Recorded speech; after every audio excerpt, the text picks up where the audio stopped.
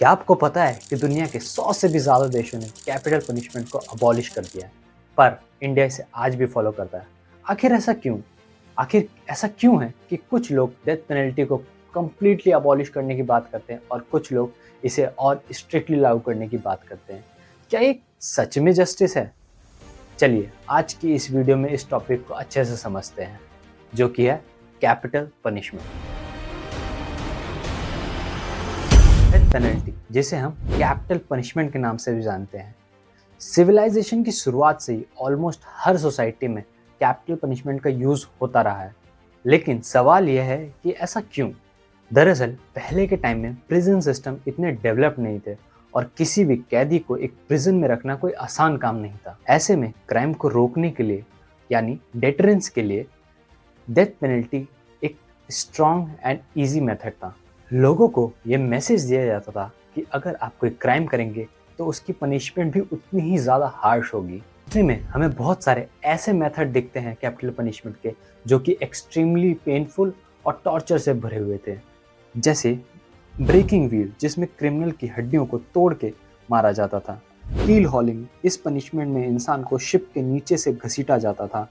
Sawing, इसमें body को literally एक आरी से दो हिस्सों में काट दिया जाता था। हैंगिंग, ड्राइंग एंड कॉटरिंग, पहले इंसान को घसीट कर लाया जाता था एग्जीक्यूशन प्लेस पे, फिर उसे लटकाया जाता था और जब वो मरने वाला था तो उससे पहले उसे उतार लिया जाता था और आखिर में उसके हाथ पैरों को घोड़े से बांध करके घोड़ों को अलग अलग दिशाओं में भगाया जाता था, जिससे कि उसके सारे हाथ पैर अलग हो जाते थे उसकी बॉडी से। इसके बाद बर्निंग अलाइव, इंसान को जिंदा जला दिया जाता था। क्रूसिफिकेशन, जिसमें क्रिमिनल को क्रॉस पर कीलों से जोड़ दिया जाता था और धीरे धीरे उसकी मौत हो जाती थी। फ्लाइंग, जिसमें इंसान की स्किन को धीरे धीरे उतारा जाता था। स्लो स्लाइसिंग, बॉडी को छोटे छोटे कट्स के थ्रू धीरे धीरे मारा जाता था। बॉइलिंग अलाइव, इसमें इंसान को जिंदा बॉईल किया जाता था पानी में या तेल में। इम्पेलमेंट, इसमें इंसान की बॉडी में भाला डालकर आर पार कर दिया जाता था और भाले को जमीन पर खड़ा कर दिया जाता था। मैज़ेटेलो, इसमें इंसान के सर पर एक हथौड़े जैसी चीज से मार मार करके उसे मार दिया जाता था। हैरानी की बात यह है कि पहले के ज़माने में इंसान को बहुत छोटे छोटे क्राइम के लिए भी कैपिटल पनिशमेंट दे दी जाती थी, जैसे theft, pickpocketing and shoplifting. ऐसे क्राइम्स के लिए भी डेथ पेनल्टी दे दी जाती थी। अगर आज के पर्सपेक्टिव से देखा जाए तो ये पनिशमेंट बहुत ही ज़्यादा हार्श और डिसप्रोपोर्शनेट लगती है। लेकिन उस समय लोगों के पास बहुत ही लिमिटेड ऑप्शंस थे क्राइम को कंट्रोल करने के। रेट्रीब्यूशन, जिसमें या बदला लिया जाए, या फिर डेटरेंस, डर के थ्रू क्राइम को कंट्रोल किया जाए। और ये दोनों ही कॉन्सेप्ट एक ही जगह आकर मिलते थे, जो कि है डेथ पेनल्टी। हिस्ट्री में हमें बहुत सारे ऐसे लॉज मिलते हैं जो कि अपने टाइम में बहुत ही हार्श लॉज हुआ करते थे, जैसे कि हम्मुराबी कोड 5th सेंचुरी में, जिसमें 25 क्राइम्स ऐसे थे जिसके लिए डेथ पेनल्टी का प्रोविजन था। 7th सेंचुरी में डार्कोनियन लॉ, जिसमें हमें हर क्राइम की सजा डेथ पेनल्टी मिलती है। इवन आज के टाइम में भी कोई लॉ अगर बहुत हार्श होता है तो हम उसे आज के टाइम में डार्कोनियन लॉ बोलते हैं। ये सब हमें दिखाता है कि उस समय जस्टिस का मतलब डर से कंट्रोल बनाना होता था, ना कि रेफर्मेटिव। अगर कैपिटल पनिशमेंट की बात करें तो ब्रिटेन का इतिहास सबसे ज़्यादा लॉन्ग एंड ब्रूटल रहा है। इवन जो आज की डेट में हम हैंगिंग मेथड का यूज़ करते हैं, वो सबसे पहले ब्रिटेन में जर्मनिक सैगन ट्राइब ने इंट्रोड्यूस किया था in 5th century. Saxon tribe hanging method को ट्रीज पे परफॉर्म करते थे। उसके बाद ब्रिटेन ने इसको गैलोस पे परफॉर्म करना शुरू किया। गैलोस एक तरह का वुडन प्लेटफॉर्म होता है। विलियम द कॉन्करर ने हैंगिंग मेथड को रिप्लेस कर दिया कैस्ट्रेशन एंड ब्लाइंडिंग से। उसके बाद हेनरी फर्स्ट है जिन्होंने इसको वापस री इंट्रोड्यूस किया। उसके बाद 15th सेंचुरी में कहा यह जाता है कि हेनरी 8th ने अपने 37 इयर्स के रूल में 72,000 लोगों को एग्जीक्यूट किया था, जिसमें कि बहुत सारे अलग अलग क्राइम्स थे, जैसे कि थेफ्ट के लिए, प्रॉपर्टी के प्रोटेक्शन के लिए, इवन विच क्राफ्टिंग के लिए भी बहुत सारे लोगों को एग्जीक्यूट किया गया था। उसके बाद आता है ब्लडी कोड इन ब्रिटेन, जिसमें कि सीरीज ऑफ लॉस थे, जिसमें कि 200 से भी ज़्यादा क्राइम के लिए कैपिटल पनिशमेंट का प्रोविजन था। उसके बाद आते हैं सर सैमुअल, जिन्होंने माइनर क्राइम्स में से कैपिटल पनिशमेंट को हटाया था। फिर 1770 में एक मूवमेंट चला जिसमें कि कैपिटल पनिशमेंट को अबॉलिश करने की बात की गई। Last public execution in England 1868 में हुआ। उसके बाद 1998 में कैपिटल पनिशमेंट को पूरी तरह से इंग्लैंड से अबॉलिश कर दिया गया है। कैपिटल पनिशमेंट का यूज ब्रिटिश कॉलोनीज में भी बहुत हुआ, just to enforce their imperial control over that territory. जब भी हम कैपिटल पनिशमेंट की बात करते हैं तो एक इंसान का जिक्र करना सबसे ज़्यादा इम्पोर्टेंट है, वो सिसिली बेकारिया।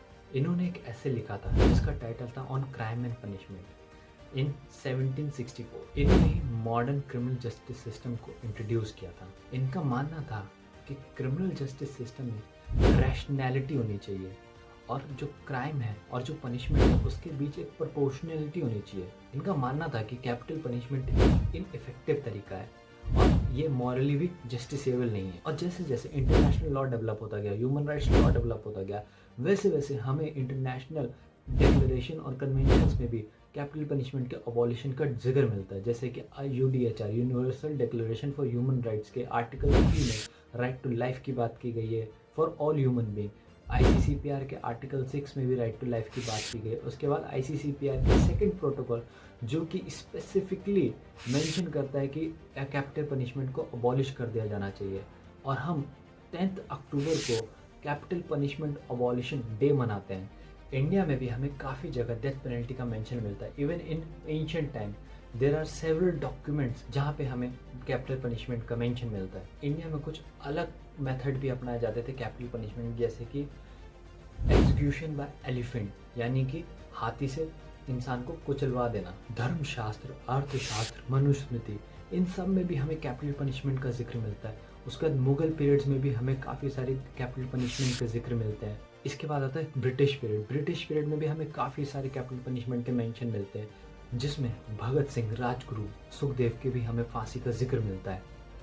भगत सिंह को 1931 में फांसी दी गई थी। उसके बाद गया प्रसाद सिंह ने एक बिल इंट्रोड्यूस किया था जिसका टाइटल था the abolition of capital punishment bill, पर वो बिल कभी भी पास नहीं हो पाया। After the independence Nathuram Godse was the first person जिसको कि कैपिटल पनिशमेंट दिया गया, वो भी महात्मा गांधी जी को मानने के लिए। ऑल्दो महात्मा गांधी हमेशा कैपिटल पनिशमेंट के अगेंस्ट में बात करते थे।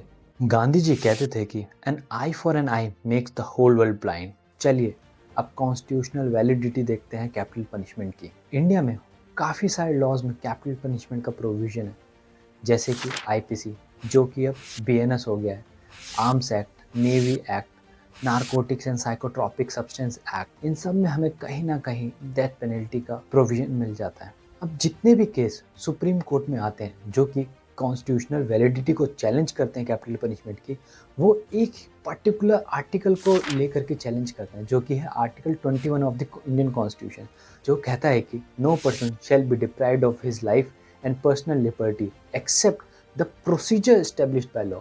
अब ये जो प्रोसीजर एस्टेब्लिश्ड बाय लॉ है ये बहुत इंपॉर्टेंट है। यहाँ पर सबसे पहला केस आता है Maneka Gandhi versus union of India का, जिसमें कहा जाता है ये जो प्रोसीजर एस्टेब्लिश्ड बाय लॉ है ये जस्ट, फेयर और रीजनेबल होना चाहिए। फिर इसके बाद आता है Jagmohan versus state of UP का केस, जिसमें कहा जाता है कि जो कैपिटल पनिशमेंट का जो प्रोसीजर है वो फेयर एंड रीजनेबल है और इसमें अक्यूज्ड को सफिशिएंट टाइम मिल जाता है अपने आप को इनोसेंट प्रूव करने का। इसके बाद एक लैंडमार्क केस आता है जो कि है Bachchan Singh versus state of Punjab का केस, जिसमें रेयरेस्ट ऑफ रेयर डॉक्ट्राइन को दिया जाता है। इसमें कहा जाता है कि कैपिटल पनिशमेंट सिर्फ रेयरेस्ट ऑफ रेयर केसेस में ही अप्लाई होगा। इसके बाद आता है मच्छी Singh versus state of Punjab का केस, जिसमें रेयरेस्ट ऑफ रेयर टर्म को ब्रॉड किया जाता है, जिसमें बताया जाता है कि किस केस को हम रेयरेस्ट ऑफ रेयर मानेंगे। तो रेयरेस्ट ऑफ रेयर हम उन केसेस को मानेंगे जिसमें कि अगर हम लाइफ इम्प्रिजमेंट देंगे तो वो ट्रैवेस्टी ऑफ जस्टिस होगा, या फिर जो क्राइम होगा वो इतना अनकॉमन वे में किया गया होगा कि उसे लाइफ इम्प्रिजमेंट देना भी ट्राइवेस्टी ऑफ जस्टिस होगा, या फिर कोई और मिटिगेटिंग सर्कमस्टेंसेस होंगे। इसके बाद आता है मिट्ठू Singh versus state of Punjab का केस, जिसमें सेक्शन 301 ऑफ आईपीसी ये कहता है कि अगर कोई एक बार किसी का मर्डर करता है और उसके बाद वो अगर जेल जाता है और वो दोबारा मर्डर करता है तो उसको कंपलसरी डेथ पेनल्टी दी जाएगी। तो इसमें कहा जाता है ये जो प्रोसीजर है ये वायलेट करता है आर्टिकल 21 को, इसलिए इस सेक्शन 303 को अनकॉन्स्टिट्यूशनल डिक्लेयर कर दिया जाता है। इसके बाद आता है निर्भया केस, जिसमें कैपिटल पनिशमेंट की ज़ोरों शोरों से बात की जाती है, ठीक है, हर पब्लिक डिमांड करती है कैपिटल पनिशमेंट की, जो कि अपने आप में ही बहुत दिल दहला देने वाला केस था। इसमें जो जस्टिस होते हैं वो कहते हैं कि जो कैपिटल पनिशमेंट है वो सोसाइटियल अप्रूवल मांगती है। कैपिटल पनिशमेंट को लेकर के हमेशा से ही वर्ल्ड 2 पार्ट में डिवाइड रहा है। एक जो उसे अबॉलिश करने की बात करते हैं और एक जो उसके फेवर में बात करते हैं। जो फेवर में बात करते हैं कैपिटल पनिशमेंट की, वो हमेशा ये बात करते हैं कि जो इंसान किसी की लाइफ ले ले उसको जीने का फिर कोई अधिकार नहीं होना चाहिए। और कैपिटल पनिशमेंट एक तरह का फ़ियर क्रिएट करता है क्रिमिनल्स के माइंड में। और जो इसके अगेंस्ट में बात करते हैं वो हमेशा ये आर्गुमेंट देते हैं कि जो कैपिटल पनिशमेंट है वो एक इनइफेक्टिव तरीका है। ऐसा कोई भी डाटा नहीं है जो ये शो करता हो कि कैपिटल पनिशमेंट की वजह से क्राइम सोसाइटी में कम हो रहा हो। क्योंकि अगर कैपिटल पनिशमेंट इतनी इफेक्टिव होती तो आज की डेट में जो रेप्स हो रहे हैं, जो मर्डर्स हो रहे हैं, ये बहुत कम हो गए होते हैं। पर ये हमेशा बढ़ते ही जा रहे हैं, ये कभी भी कम नहीं हुए कैपिटल पनिशमेंट की वजह से। और ऐसी दुनिया में 100 से ज़्यादा कंट्रीज़ हैं जिन्होंने कैपिटल पनिशमेंट को अबॉलिश कर दिया, क्योंकि ये एक बहुत ही इनह्यूमन तरीका है पनिशमेंट का। इंडिया का जो क्रिमिनल जस्टिस सिस्टम है वो एक रिफॉर्मेटिव सिस्टम है। अगर हम क्रिमिनल को ही एलिमिनेट कर देंगे सोसाइटी में तो हम रिफॉर्म करने का स्कोप ही खत्म कर देते हैं। और लास्ट में एक आर्ग्यूमेंट ये दिया था कि हमें क्राइम को एलिमिनेट करना है, ना कि क्रिमिनल को। आई होप आपको ये वीडियो अच्छा लगा होगा, और अच्छा लगा तो ऐसी और वीडियोस को देखने के लिए हमारे चैनल को सब्सक्राइब कीजिए। Thank you so much.